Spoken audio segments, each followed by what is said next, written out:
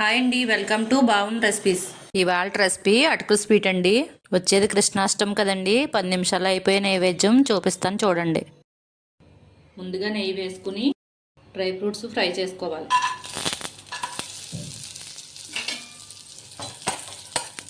అలాగే కొబ్బరిని కూడా ఫ్రై చేసుకోవాలి. పాకం కోసం బెల్లం వేసుకోవాలి. కొంచెం వాటర్ కూడా వేసుకోవాలి.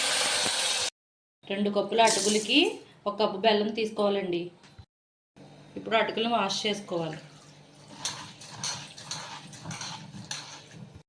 పాకం నానవసరం లేదండి, బెల్లం కరిగితే సరిపోద్ది. ఇప్పుడు అటుకులను యాడ్ చేసుకుందాం.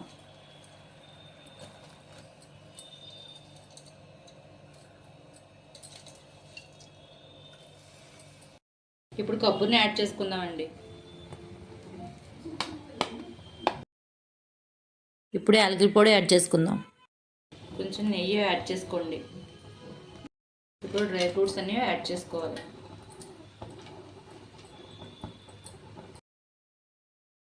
రెడీ అయిపోయిందండి. కృష్ణుడికి చాలా ఇష్టమైన నైవేద్యం అండి. 10 నిమిషాల్లో చేసుకోవచ్చు.